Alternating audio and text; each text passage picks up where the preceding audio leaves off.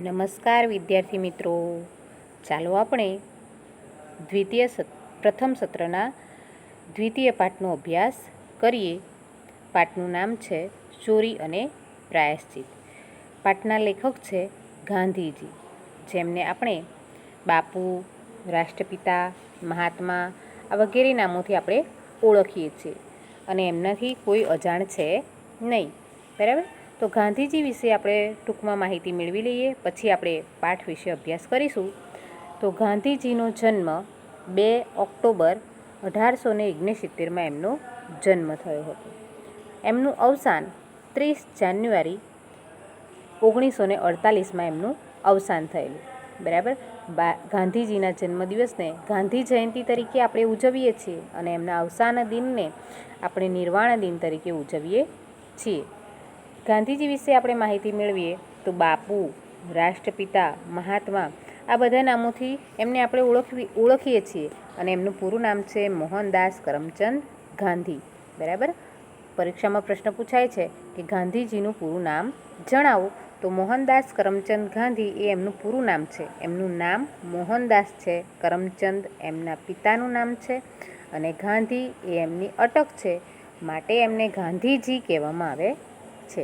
ગાંધીજીનો જન્મ પોરબંદરમાં થયો હતો. એમનો જે જન્મ છે આપણે ઉપર જોયું કે 2 ઓક્ટોબર 1869માં એમનો જન્મ થયો હતો, પણ ક્યાં થયો હતો? તો પોરબંદરમાં થયો હતો. તેમના પિતા કરમચંદ ગાંધી, ગાંધીજીના જે પિતા છે એ કરમચંદ ગાંધી પોરબંદર રાજ્યના દિવાન હતા. બરાબર? માતાનું નામ પુતળીબાઈ હતું. ગાંધીજીના પિતાનું નામ કરમચંદ ગાંધી અને માતાનું નામ પુતળીબાઈ હતું. ગાંધીજીના પિતા પોરબંદર રાજ્યના દિવાન હતા. પોરબંદર, રાજકોટ, ઇંગ્લેન્ડમાં અભ્યાસ કર્યો. એમણે જે અભ્યાસ કર્યો છે એમણે શરૂઆતનું શિક્ષણ પોરબંદરમાં લીધું, પછી રાજકોટમાં કોલેજ કરી અને તેઓ વિદેશમાં પણ અભ્યાસ કરવા માટે એટલે કે ઇંગ્લેન્ડમાં પણ તેઓ અભ્યાસ અર્થે ગયા હતા. તેમણે ઇંગ્લેન્ડમાં કાયદાની ઉપાધિ મેળવી હતી. દક્ષિણ આફ્રિકામાં હિન્દીઓના હક માટે અને ભારતમાં આઝાદીનું નેતૃત્વ તેમણે કર્યું હતું. આપણે સૌ જાણીએ છીએ કે આપણો ભારત દેશ અંગ્રેજોની ગુલામીમાં હતો. તે અંગ્રેજોની ગુલામીમાંથી ભારત દેશને મુક્ત કરાવવાનું કાર્ય ગાંધીજીએ કર્યું હતું. તેમની આત્મકથા સત્યના પ્રયોગોના અનેક ભાષામાં અનુવાદો થયા છે. ગાંધીજીની આત્મકથા, બરાબર, એમણે પોતાના જીવન વિશેની એક કથા રચી છે, એક પુસ્તક રચ્યું છે જેનું નામ છે સત્યના પ્રયોગો, અને આ પુસ્તક અનેક ભાષાઓમાં અનુવાદિત થયેલું છે. દક્ષિણ આફ્રિકાના સત્યાગ્રહનો ઇતિહાસ, આરોગ્યની ચાવી, અનાસક્તિ યોગ, હિન્દ સ્વરાજ, સર્વોદય, મંગળ પ્રભાત એ એમના નોંધપાત્ર પુસ્તકો છે. તેમણે હજારો પત્રો લખેલા છે. ગાંધીજીનો અક્ષરદેહ ગ્રંથ શ્રેણીમાં તેમના લખાણો સંગ્રહાયા છે. તેમણે જેટલું પણ લખાણ લખેલું છે એ બધું લખાણ ગાંધીજીનો અક્ષરદેહ ગ્રંથ શ્રેણીમાં સંગ્રહિત કરેલું છે. આ થઈ ગાંધીજી વિશેની માહિતી. હવે આપણે પાઠ વિશેની ટૂંકમાં સમજૂતી મેળવીએ અને ત્યારબાદ આપણે પાઠનો અભ્યાસ કરીશું. તો ગાંધીજીની આત્મકથા, આપણે ઉપર જોયું કે ગાંધીજીની આત્મકથા છે સત્યના પ્રયોગો, એમાંથી આ પાઠ લેવામાં આવેલો છે. એના 1-2 પ્રસંગની આ પાઠમાં વાત કરવામાં આવેલી છે. તો આ પાઠમાં ગાંધીજીની નિર્ભયતા, પ્રાયશ્ચિત કરવાની અને પ્રામાણિકતાની ઘોતક છે. આ પાઠમાં ગાંધીજીના જે ગુણો છે એની વાત કરવામાં આવી છે અને એ ગુણોને આપણે પણ આપણા જીવનમાં ઉતારવા જોઈએ. પોતાના માંસાહારી ભાઈને દેવું થયું હતું. ગાંધીજીના જે ભાઈ હતા એમને એ માંસાહાર કરતા હતા અને તેના કારણે એમને દેવું થઈ ગયું હતું. તો એમના ભાઈના હાથમાં જે કડું હતું એ કડામાંથી સોનું ચોરવાની વાત આ પાઠમાં આલેખવામાં આવી છે. આ ચોરી કર્યા બાદ ગાંધીજીને પશ્ચાતાપ થાય છે. ગાંધીજીએ ચોરી તો કરી લીધી, પણ ત્યારબાદ એમને પશ્ચાતાપ થાય છે. તેઓ પિતાજી આગળ ચિઠ્ઠી લખીને નિખાલસ કબૂલાત કરે છે. એમણે જે ચોરી કરી હતી એ ચોરીની કબૂલાત તેઓ તેમના પિતાજી આગળ કરે છે. ક્રોધી સ્વભાવના પિતા સજા કરવાને બદલે અશ્રુ સારે છે. ગાંધીજીના જે પિતા છે આપણે હમણાં ઉપર જોયું એમ એમના પિતાનું નામ શું હતું? કરમચંદ ગાંધી. તો એ કરમચંદ ગાંધી પોતે કેવા હતા? તો એ ક્રોધી સ્વભાવના હતા. તો ક્રોધી સ્વભાવના પિતા જ્યારે ગાંધીજી આ પોતાની ભૂલની જ કબૂલાત કરે છે ત્યારે ગાંધીજીએ એવું વિચાર્યું હતું કે તેમના પિતા તેમને સજા કરશે, પણ એમના પિતા પોતાના સ્વભાવને પ્રતિકૂળ તેઓ સજા કરવાને બદલે અશ્રુ સારે છે. અશ્રુ સારે છે એટલે તેઓ રડે છે. તેમાંથી ગાંધીજીને જીવનમાં પહેલીવાર સત્યાચરણ અને અહિંસાનો પાઠ શીખવા મળે છે. આના કારણે ગાંધીજીને જીવનમાં પહેલીવાર સત્યાચરણ અને અહિંસા, બરાબર, અહિંસા, ગાંધીજી અહિંસાના માર્ગે ચાલતા હતા, બરાબર. કોઈને મારીને ધમકાવીને કામ કરી શકાય નહીં તેવું અહિંસાના પાઠ આપણને અહીંયા શીખવા મળશે. પ્રાયશ્ચિત કેવું મોટું પરિણામ લાવે છે તે આ પાઠમાં આપણને જોવા મળશે.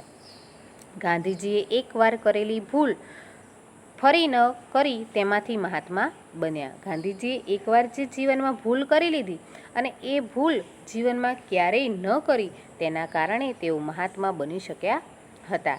કંઈ કોઈના નામની આગળ મહાત્મા લખી દેવાથી કે એના નામ માટે મહાત્માનું સંબોધન કરવાથી માણસ મહાત્મા બની જતો નથી, પણ મહાત્મા બનવા માટે તેના જીવનમાં કેવા ગુણો જોઈએ, બરાબર, તેનું વર્તન કેવું જોઈએ, તેનો વ્યવહાર કેવો જોઈએ, એણે કયા માર્ગે ચાલવાનું છે એ બધું આપણને આ પાઠમાં શીખવા મળશે. તો ચાલો વિદ્યાર્થી મિત્રો, આપણે આજે આ પાઠનો અભ્યાસ કરીએ. દરેક વિદ્યાર્થીએ ધ્યાનથી પાઠને સમજવાનો છે. તો ચાલો પાઠ જોઈએ. ગાંધીજી કહે છે કે મારા એક સગાની સાથે મને બીડી પીવાનો શોખ થયો હતો. ગાંધીજી કહે છે કે મારા એક સગા હતા, બરાબર, એમની સાથે મને બીડી પીવાનો શોખ થયો હતો. બીડી તો તમે જોઈ જશે, ઘણા લોકો બીડી પીતા હોય છે. એ કહે છે કે એમની સાથે મને બીડી પીવાનો શોખ થયો હતો. અમારી પાસે પૈસા મળે નહીં. આ ગાંધીજીના બાળપણની વાત છે કે એ નાના હતા ત્યારે એમના સગાની સાથે એમને બીડી પીવાનો શોખ થયો હતો. અને નાના હતા એટલે અત્યારે માતા પિતા જે બાળકોને પોકેટ મની આપે છે, પૈસા આપે છે, બરાબર, તો એ વખતે માતા પિતા એ રીતે બાળકોને પૈસા આપતા હતા નહીં. એટલે કહે છે કે અમારી પાસે પૈસા મળે નહીં. બીડી પીવામાં કંઈ ફાયદો છે અગર તો એની ગંધમાં મજા છે એવું અમે બંનેમાંથી એકને નહોતું લાગ્યું. એટલે ગાંધીજી કહે છે કે બીડી પીવાથી કંઈ ફાયદો થાય અથવા તો બીડી પીવાથી એની જે ગંધ છે એ ગંધમાં મજા આવે એવું અમે બે જણ જે બીડી પીતા હતા એમાંથી અમને બેઉમાંથી એકને એવું લાગ્યું નહોતું કે એની ગંધ સારી છે, પણ કેવળ ધુમાડો કાઢવા જ કંઈક રસ છે એવું લાગેલું. એમ બીડી કેમ પીતા હતા કે જે બીડી પીને જે ધુમાડો કાઢે છે એ કાઢવામાં કંઈક રસ છે એવું વિચારીને એ લોકો બીડી પીતા હતા. મારા કાકાને બીડી પીવાની ટેવ હતી. ગાંધીજીના જે કાકા હતા એટલે કે એમના પિતા કરમચંદના જે ભાઈ હતા એ ભાઈને પણ બીડી પીવાની ટેવ હતી. એટલે ગાંધીજી કહે છે કે મારા કાકાને બીડી પીવાની ટેવ હતી ને તેમને તથા બીજાને ધુમાડા કાઢતા જોઈ અમને પણ ફૂંકવાની ઈચ્છા થઈ. ગાંધીજીને કેમ બીડી પીવાની ઈચ્છા થઈ? તો એમના કાકા બીડી પીતા હતા અને એ પોતે બીડી પીને જે ધુમાડા કાઢતા હતા અથવા તો બીજા લોકો જે બીડી પીને ધુમાડા કાઢતા હોય છે એ જોઈને ગાંધીજીને પણ બીડી ફૂંકવાની ઈચ્છા થઈ. પૈસા તો ગાંઠે ન મળે એટલે ગાંધીજીની પાસે પૈસા હતા નહીં. એટલે કાકા બીડીના ઠૂઠા ફેંકી દે તે ચોરવાનું અમે શરૂ કર્યું. એટલે કે છે કે એમના જે કાકા છે એ બીડી પીને જે ઠૂઠા ફેંકી દેતા હતા, બરાબર, એ ઠૂઠા એ લોકો ચોરી લેતા હતા અને એ ચોરેલા ઠૂઠા એ લોકો ચોરી અને એ ઠૂઠા પીતા હતા. પણ ઠૂઠા કંઈ હર વખતે મળી શકે અને તેમાંથી બહુ ધુમાડોય ન નીકળે, બરાબર. એટલે થયું એવું કે ગાંધીજીના કાકા જે હતા એ બીડી પીતા હતા અને એ ઠૂઠા ફેંકી દે તો એ ઠૂઠાને એ લોકો ચોરી લેતા હતા અને તે ઠૂઠા તેઓ પીતા હતા. પણ એમાં એવું બને કે ગાંધીજીના કાકા દર વખતે ઘરમાં બેસીને જ બીડી પીવે એવું શક્ય નથી. તો અને દર વખતે ઘરના વ્યક્તિઓ આસપાસ હોય અને ઠૂઠા ચોરવા એ પણ શક્ય નહોતું. એટલે કે દર વખતે ઠૂઠા મળતા પણ ન હતા અને ઠૂઠા, કારણ કે બીડીની આગળ જે તમાકુનો ભાગ ભરેલો હોય છે તો એમના કાકા જ પી જતા હોય છે, એટલે ઠૂઠું ફેંકી દીધેલું હોય એટલે એ ઠૂઠામાંથી કંઈ બહુ ધુમાડો નીકળતો હતો નહીં. એટલે ચાકરની ગાંઠે 2-4 દુકડા હોય તેમાંથી વચ્ચે એકાદ ચોરવાની ટેવ પાડી અમે બીડી ખરીદતા હતા. એટલે ગાંધીજીને એમની પાસે એમના સગાની પાસે પૈસા તો હતા નહીં એટલે એ લોકોએ શું કર્યું કે એમના જે ઘરમાં ચાકર એટલે કે નોકર, એમના ઘરમાં જે નોકર હતો એ નોકરના ગાંઠે એટલે એની પાસે 2-4 દોકડા હોય. દોકડા એટલે જૂના જમાનામાં એક સિક્કો હતો, એને દોકડો કહેવામાં આવે છે અથવા તો પૈસો કહેવામાં આવે છે. કે પહેલાંના જમાનામાં 1 પૈસો, 2 પૈસા, 3 પૈસા, 5 પૈસા એના સિક્કા હતા, એટલે એ સિક્કાઓને દોકડો કહેવામાં આવે છે. એટલે કહે છે કે નોકરની ગાંઠે જે 2-4 દોકડા હોય તેમાંથી વચ્ચે કોઈક દિવસ એ લોકો એમાંથી એકાદ દોકડો ચોરી લેતા અને પછી બીડી ખરીદતા હતા. પણ બીડી ખરીદ્યા પછી પણ એમને એક પ્રશ્ન ઊભો થયો કે બીડીને સંઘરવી ક્યાં મૂકી રાખવી અને ઘરમાં કઈ જગ્યાએ એને સંતાડવી, એ એમના માટે પ્રશ્ન હતો. વડીલોના દેખતા તો બીડી પીવાય જ નહીં, એ ખબર હતી, કારણ કે એ પોતે નાના તમારા જેવા જ બાળક હતા. એટલે બાળકો ઘરમાં બીડી પીવે તો કોઈ વડીલ ચલવી લે નહીં, એટલે વડીલોના દેખતા તેમનાથી બીડી પી શકાય એમ હતું નહીં. જેમ તેમ કરી 2-4 દોકડા ચોરીને થોડા અઠવાડિયા ચલ્યું. એટલે થોડા દિવસ તો જેમ તેમ કરી થોડા દોકડા જે ચોરતા હતા એમાંથી બીડી લાવે અને જેમ તેમ કરીને કેટલાક અઠવાડિયા તો એમણે પસાર કર્યા. દરમિયાન સાંભળ્યું કે એક જાતનો છોડ, હવે એ છોડનું નામ ગાંધીજી અત્યારે ભૂલી ગયા છે. હવે આજે નોકરના દોકડા ચોરતા હતા અને તેમાંથી બીડી ખરીદી અને તે લોકો પીતા હતા, પણ કેટલા દિવસ એ લોકો ચોરી કરે, બરાબર? એટલે થોડા અઠવાડિયે તો એ લોકો એ રીતે ચલાવ્યું, પણ પછી એમને કોઈના દ્વારા એમને સાંભળવા મળ્યું કે કોઈ એક જાતનો જે છોડ છે તેની ડાળખી બીડીની જેમ સળગે છે ને તે પી શકાય છે. અમે તે મેળવીને ફૂંકતા થયા. એટલે ગાંધીજી કહે છે કે કોઈના દ્વારા એમને જાણવા મળ્યું કે કોઈક એક વૃક્ષની, કોઈક એક છોડની જે ડાળખી છે એ ડાળખી બીડીની જેમ સળગે છે અને એને બીડીની જેમ પી શકાય છે. એટલે ગાંધીજીને એમના જે સગા હતા એ બંને એ ડાળખી મેળવીને પીવાની અથવા તો બીડીની જેમ એને ફૂંકવાની શરૂઆત કરી. પણ અમને સંતોષ થયો નહીં. પણ બીડીમાં જે એમને સંતોષ મળતો હતો એ સંતોષ એમને પેલી ડાળખી પીવાથી સંતોષ થયો નહીં. અમારી પરાધીનતા અમને સ્વાલવા લાગી. એટલે કે છે કે જાણે બીડીને પરવશ થઈ ગયા હોય, બરાબર, તેનો નશો તેમને લાગી ગયો હોય એમ તેઓ બીડીના કારણે પરાધીન થઈ ગયા હતા.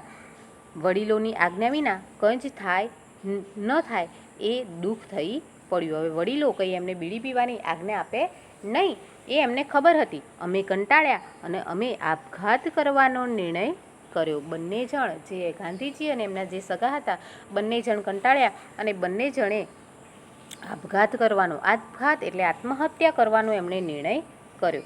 પણ આપઘાત કઈ રીતે કરવો, હવે એ પણ પ્રશ્ન હતો કે આપઘાત કરવો કઈ રીતે? ઝેર કોણ આપે? હવે આપઘાત કરવા માટે એમણે ઝેર પીવાનું નક્કી કર્યું, પણ ઝેર કોઈ એમને લાવી આપે એવું હતું નહીં. અમે સાંભળ્યું કે ધતુરાના ડોડવાના બી ખાઈએ તો મૃત્યુ નીપજે. હવે ધતુરાના ડોડવા, બરાબર, ધતુરાના ડોડવા એટલે ધતુરાનો છોડ આવે છે, એના ઉપર જે ગોળ એના જે ફળ હોય છે એ ફળના જો બી ખાઈ લે તો મૃત્યુ થાય એવું એમણે સાંભળ્યું હતું. અને આ ધતુરાને શંકર ભગવાન ઉપર ચડાવવામાં આવે છે. એના એ જંગલમાં થતો છોડ છે. અમે વગડામાં જઈને તે મેળવી આવ્યા. ગાંધીજી અને એમના જે સગા હતા એ આપઘાત કરવા માટે ધતુરાના ડોડવાના જે બીજ હતા એ મેળવવા માટે એ લોકો જંગલમાં ગયા અને જંગલમાં, વગડામાં એટલે કે જંગલમાં, વગડો એનો સમાનાર્થી શબ્દ થાય છે જંગલ, તો એ જંગલમાં જઈને એ ધતુરાના ડોડવા એટલે કે ધતુરાના જે ઝીણવા છે એ મેળવી આવ્યા. સંધ્યાનો સમય શોધ્યો. સંધ્યાનો આપઘાત કરવા માટે એમણે સંધ્યા એટલે સાંજનો સમય શોધ્યો. કેદારજીના મંદિરે દીપમાળામાં ઘી ચડાવ્યું. હવે આપઘાત કરતાં પહેલાં એ લોકો શંકર ભગવાનના મંદિરે એટલે કે કેદારજીના મંદિરે દીપમાળા, જે ઘીના દીવાઓની માળા હતી તેમાં તે લોકોએ ઘી ચડાવ્યું. દર્શન કર્યા અને એકાંત શોધ્યો. હવે ભગવાનના દર્શન કર્યા અને એવી જગ્યા શોધી કે જ્યાં કોઈની અવરજવર હોય નહીં, એટલે એકાંત જગ્યા એમણે શોધી. પણ ઝેર ખાવાની હિંમત ન ચાલે. પણ ધતુરાના જે ડોડવા હતા એના જે બીજ હતા એ તો લઈ આવ્યા, પણ એ બીજ ખાવાની એમની હિંમત ચાલતી નહોતી. કેમ નહોતી હિંમત ચાલતી? તો તુરંત મૃત્યુ નહીં થાય તો, ધતુરાના જે ડોડવા હતા, જે બીજ હતા એ બીજ ખાઈને તરત મૃત્યુ નહીં થાય તો મરીને શું લાભ? વિચાર કરવા લાગ્યા કે મરી જવાથી શું લાભ થવાનો છે? પરાધીનતા કાં ન ભોગવી છૂટવીએ? એના કરતાં જે અમે પરાધીનતા, બીડી વગર જે પરાધીનતા ભોગવીએ છીએ એ જ કેમ ન ભોગવીએ? આવા વિચારો, આવા અનેક પ્રશ્નો તેમના મનને ઘેરી વળ્યા. છતાં 2-4 બી ખાધા. છતાં બીકમાં ને બીકમાં, ડરમાં ને ડરમાં એમણે 2-4 બી તો ખાધા. બીજા ખાવાની હિંમત જ ન ચાલી, પણ બીજા વધારે બીજ ખાવાની એમની હિંમત ચાલી નહીં. બંને મોતથી ડર્યા અને રામજીને મંદિરે જઈ દર્શન કરી શાંત થઈ જવું ને આપઘાતની વાત ભૂલી જવી એવો ઠરાવ કર્યો. હવે બંને જણ જે આપઘાત કરવાનો વિચાર કરીને નીકળ્યા હતા, તો બંને જણ મરીને શું લાભ, બરાબર? અને એના કરતાં પરાધીનતા કેમ ન ભોગવીએ? આવા બધા ઘણા વિચારો કરી અને બંને જણે આપઘાત કરવાનો જે વિચાર કર્યો હતો એ વિચારને એમણે પડતો મૂક્યો અને રામજીના મંદિરે જઈ પોતાના મનને શાંત કરી અને આપઘાતની વાત ભૂલી જવી એવો બંને ઠરાવ એટલે કે નિર્ણય કર્યો. હું સમજ્યો કે અને ત્યાર પછી આ બધું જે ઘટના થઈ એના કારણે ગાંધીજી કહે છે કે હવે મને સમજ આવી કે આપઘાતનો વિચાર કરવો સહેલો છે, આપઘાત કરવો સહેલો નથી. ઘણા લોકો કહેતા હોય છે કે હું મરી જઈશ, હું આપઘાત કરી લઈશ, હું આત્મહત્યા કરી લઈશ, એવું જે લોકો કહેતા હોય છે, તો ગાંધીજી કહે છે કે આપઘાતનો વિચાર કરવો ખૂબ સહેલો છે, પણ આપઘાત કરવો સહેલો નથી. આથી જ્યારે કોઈ આપઘાત કરની ધમકી આપે છે ત્યારે મારા ઉપર એની બહુ ઓછી અસર થાય છે, અથવા તો મુદ્દલ થતી જ નથી એમ કહું તો પણ ચાલે. એટલે ગાંધીજી કહે છે કે આવી કોઈ મને ધમકી આપે આપઘાત કરવાની, તો એ આપઘાત કરવાની ધમકીની મારા પર કોઈ જ અસર થતી નથી. અને કહે છે અને જો થોડી ઘણી અસર થાય એવું પહેલાં કહે છે કે મારા ઉપર બહુ ઓછી અસર થાય અથવા તો મુદ્દલ સહેજ પણ આપઘાત કરવાની કોઈની ધમકીની મારા પર સહેજ પણ અસર થતી નથી. આ આપઘાતના વિચારનું પરિણામ એ આવ્યું કે અમે બંને બીડી ચોરીને પીવાની તેમજ નોકરના દોકડા ચોરવાની ને તેમાંથી બીડી લઈ ફૂંકવાની ટેવ ભૂલી ગયા. આપઘાત કરવાના વિચારના કારણે ગાંધીજી કહે છે કે અમારામાં એટલું પરિવર્તન આવ્યું કે અમે બીડીના ઠૂઠા ચોરીને જે પીતા હતા અથવા તો નોકરના દોકડા જે ચોરતા હતા એ બધી ટેવો અમે ભૂલી ગયા. મોટપણે એટલે કહે છે કે જ્યારે ગાંધીજી કહે છે કે હું જ્યારે મોટો થયો ત્યારે બીડી પીવાની ઈચ્છા મને કદી થઈ નથી. કહે છે કે જ્યારે હું મોટો થયો, જ્યારે મારામાં એ નાના હતા ત્યારે આવી રીતે બીડીના ઠૂઠા ચોરીને પીતા હતા. એટલે કહે છે જ્યારે હું મોટો થયો, મારી સમજણ શક્તિ વિકસી, ત્યારે મને કોઈ દિવસ બીડી પીવાની ઈચ્છા થઈ નથી. અને કહે છે ગાંધીજી કે એ ટેવ જંગલી, ગંદી અને હાનિકારક છે. પ્રશ્ન પૂછાય છે કે બીડી પીવાની ટેવને ગાંધીજી કેવી માને છે? તો બીડી પીવાની ટેવને ગાંધીજી જંગલી, ગંદી અને હાનિકારક માને છે. એમ તો સદાય માન્યું છે કે બીડીનો આટલો જબરજસ્ત શોખ દુનિયામાં કેમ છે એ સમજવાની શક્તિ હું કદી મેળવી શક્યો નથી. અને કહે છે કે દુનિયામાં જે લોકો બીડી પીવે છે તો એ બીડી પીવાવાળા લોકોને દુનિયામાં આટલો જબરજસ્ત શોખ બીડી પીવાનો કેમ છે એ હજી સુધી હું સમજી શક્યો નથી. જે આગગાડીના ડબ્બામાં ગાંધીજી કહે છે કે ગાંધીજી મોટાભાગે મુસાફરી જ્યારે કરતા હતા તો તે આગગાડીના ડબ્બામાં જ મુસાફરી કરતા હતા. તો ગાંધીજી કહે છે કે આગગાડીના ડબ્બામાં ઘણી બીડી ફૂંકાતી હોય ત્યાં બેસવું મને ભારે થઈ પડે છે ને તેના ધુમાડાથી હું ગુંગળાઈ જાઉં છું. એટલે ગાંધીજી અત્યારે મોટા થયા પછી જે એ મુસાફરી કરતા હતા જ્યારે આગગાડીમાં, એટલે એ આગગાડીની વાત કરે છે ગાંધીજી કે જ્યારે જે ડબ્બામાં કદાચ જે ઘણા બધા લોકો બીડી પીતા હોય તો એવા ડબ્બામાં મુસાફરી કરવી મારા માટે ભારે થઈ પડે છે અને એ ધુમાડામાં જ્યારે હું જાણે કે હું ગુંગળાઈ જતો હોય એવો અનુભવ તે પોતે કરે છે.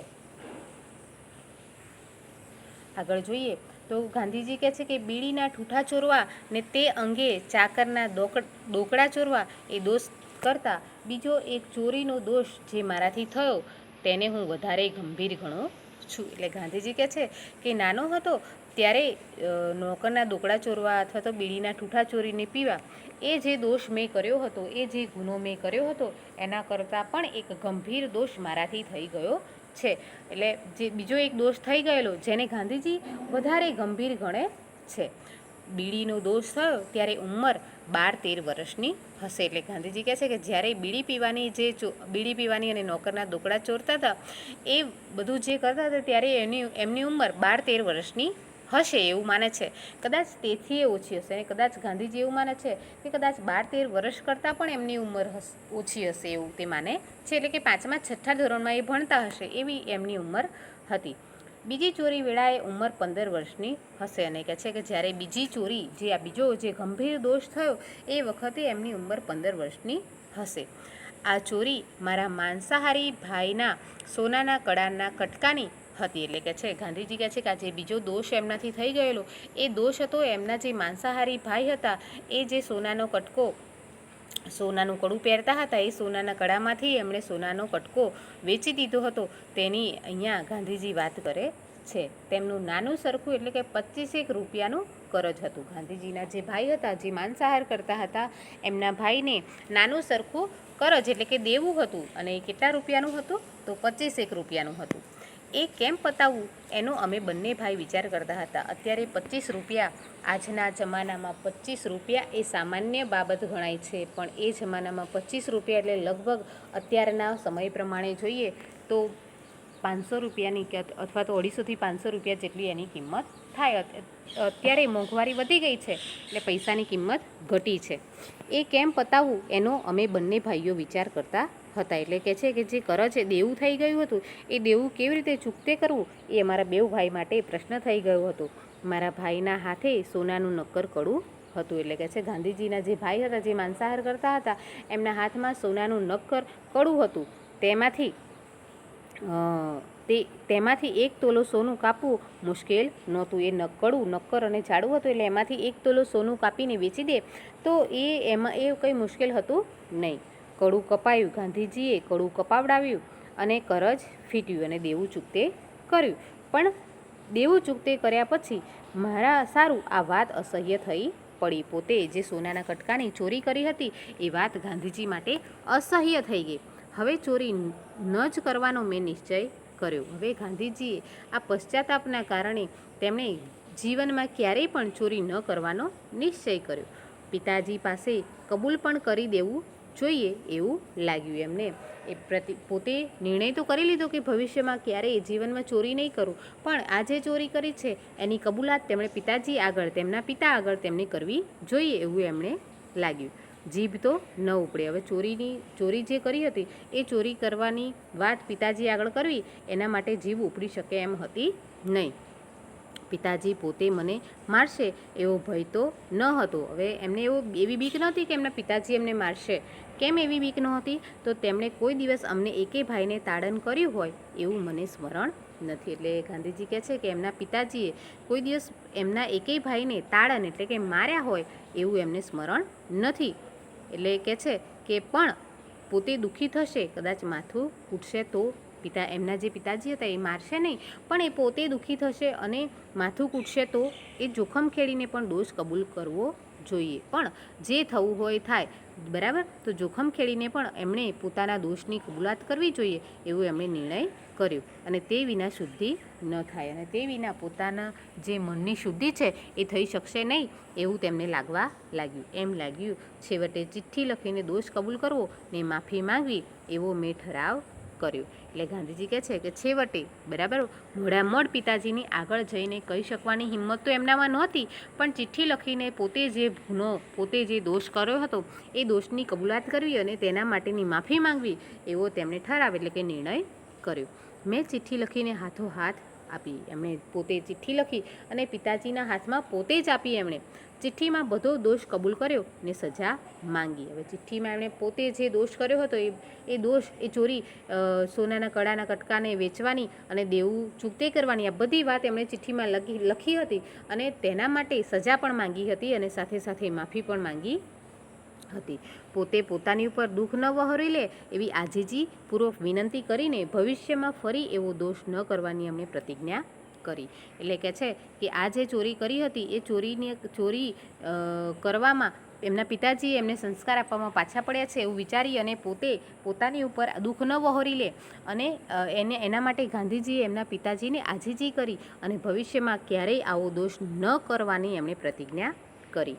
મેં ધ્રુજતા હાથે આ ચિઠ્ઠી પિતાજીના હાથમાં મૂકી. પોતે એમના જે પિતાજી હતા, આપણે આગળ પાઠની સમજૂતી મેળવતા એ વખતે જોયું કે એમના પિતાજી ક્રોધી સ્વભાવના હતા, એટલે ગાંધીજી પણ એમનાથી ડરતા હતા. તો એમણે ધ્રુજતા હાથે ચિઠ્ઠી પિતાજીના હાથમાં મૂકી હું તેમને પાટની સામે બેઠો. ગાંધીજીના પિતા જે પાટમાં સૂતા હતા, બરાબર, પાટ એટલે જેને આપણે સેટી કહીએ છીએ અત્યારે, તો એમાં જે સૂતા હતા એની સામે તે પોતે બેઠા. આ વેળા તેમને ભગંદરનું દર્દ હતું. ગાંધીજીના જે પિતા હતા એમને ભગંદરનું દર્દ હતું. ભગંદર એટલે પેટની એક બીમારી છે, એટલે એ બીમાર પોતે રહેતા હતા. તેથી તેઓ ખાટલાવશ હતા. ખાટલાને બદલે લાકડાની પાટ વાપરતા. એમના જે પિતાજી હતા એમને પેટની જે બીમારી હતી એના કારણે તેઓ ખાટલા વર્ષ રહેતા હતા, પણ તેઓ ખાટલાના બદલે લાકડાની પાટ વાપરતા હતા. તેમણે ચિઠ્ઠી વાંચી. ગાંધીજીએ જે ચિઠ્ઠી આપી એ એમના પિતાજીએ વાંચી. આંખમાંથી મોતીના બિંદુ ટપક્યા. એમના પિતાજીની આંખોમાંથી આંસુ વહેવા લાગ્યા. ચિઠ્ઠી ભીંજાઈ. તેમણે ક્ષણવાર આંખ મીચી ચિઠ્ઠી ફાડી નાખી અને થોડી વાર વિચાર કર્યો અને આંખો બંધ કરી અને એમણે થોડી વાર પછી એ ચિઠ્ઠી જે ગાંધીજીએ લખીને તેમને આપી હતી એ ચિઠ્ઠી એમણે ફાડી નાખી ને પોતે વાંચવા સારું બેઠા થયા હતા તે પાછા સૂતા. અને ચિઠ્ઠી વાંચવા માટે એ પોતે બેઠા થયા હતા એ પાછા સૂઈ ગયા. હું પણ રડ્યો. એમના પિતાજી રડ્યા એટલે ગાંધીજી કહે છે હું પણ રડ્યો. પિતાજીનું દુઃખ સમજી શક્યું. પિતાજી મારા કારણે કેટલા દુઃખી થયા છે એ હું સમજી ગયો.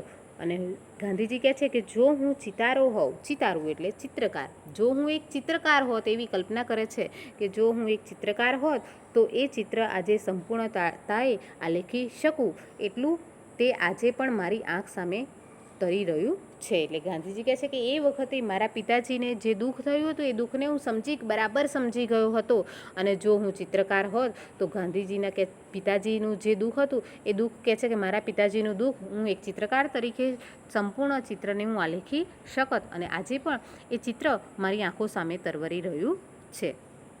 એ મોતી બિંદુના પ્રેમ બાણે મને વીંધ્યો. એટલે કે છે કે ગાંધીજીના પિતાજીની આંખોમાંથી જે પ્રેમરૂપી મોતી બિંદુ ટપક્યા હતા એ પ્રેમ બાણે મને આજ વીંધી નાખ્યો હતો. હું શુદ્ધ થયો.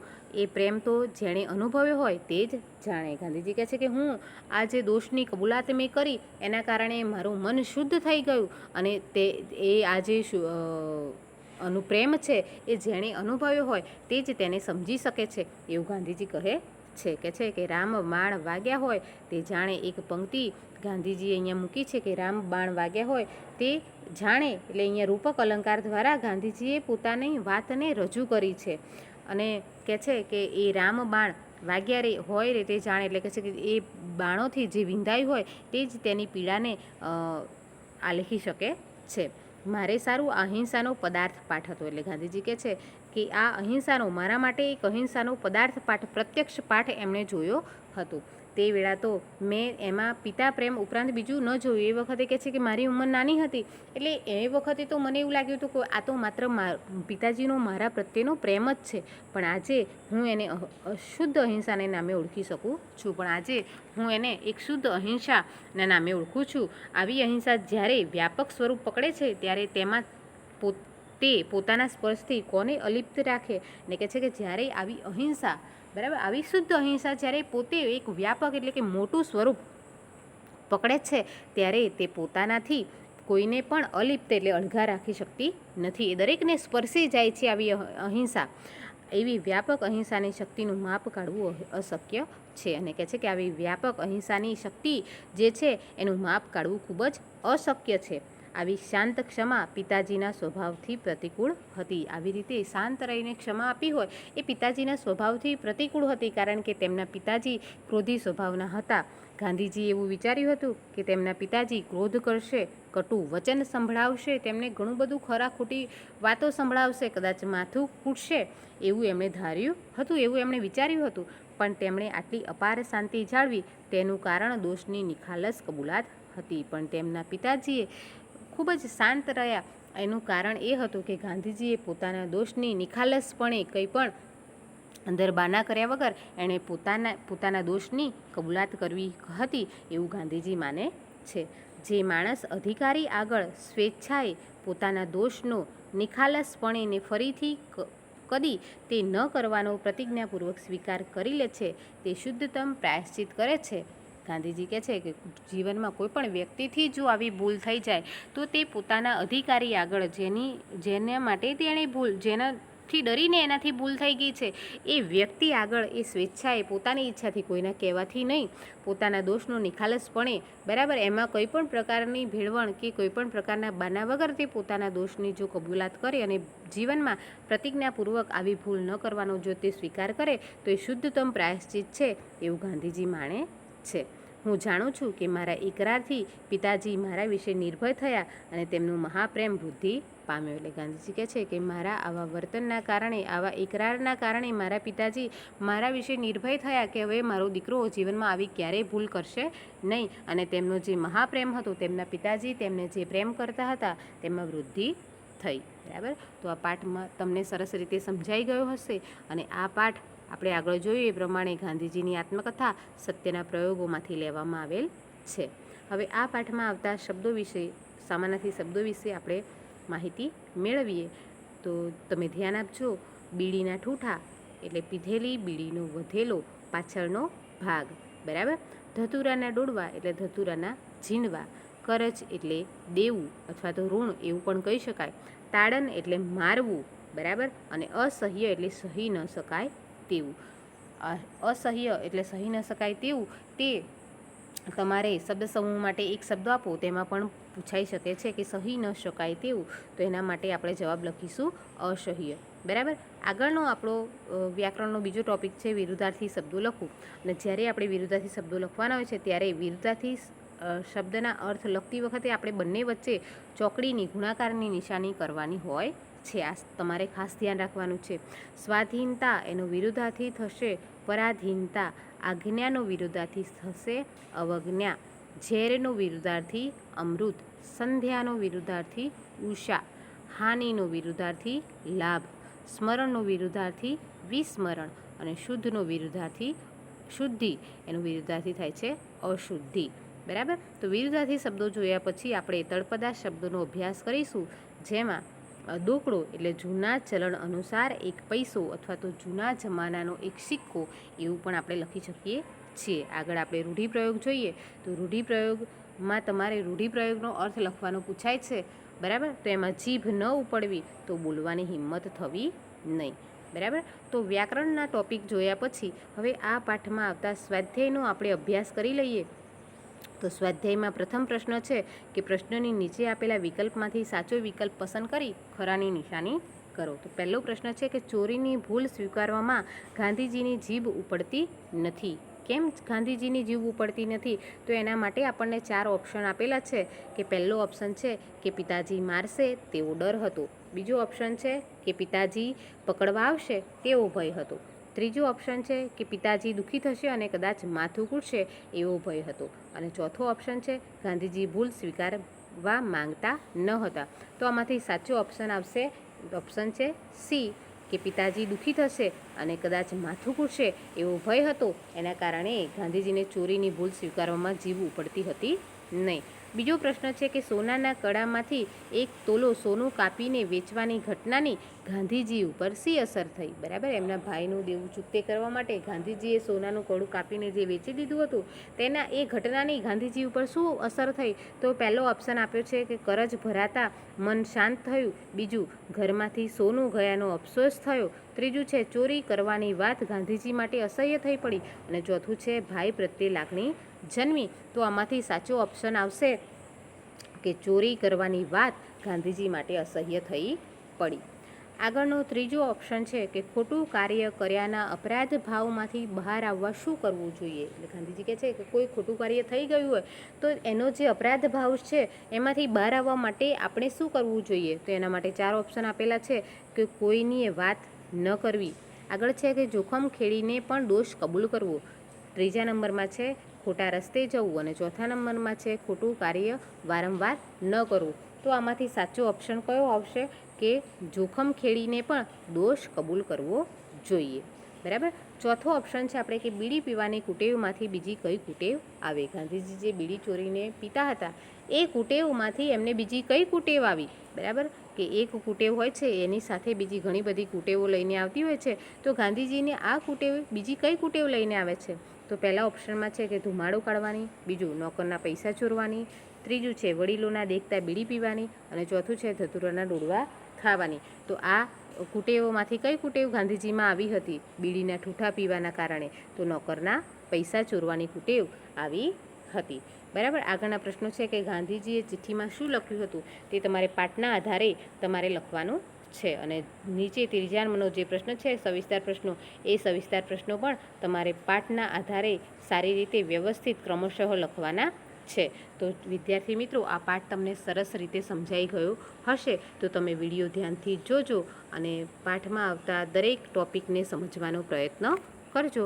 તો ચાલો આપણે અહીંયા આપણો ક્લાસ પૂરો કર્યો છે. આવજો.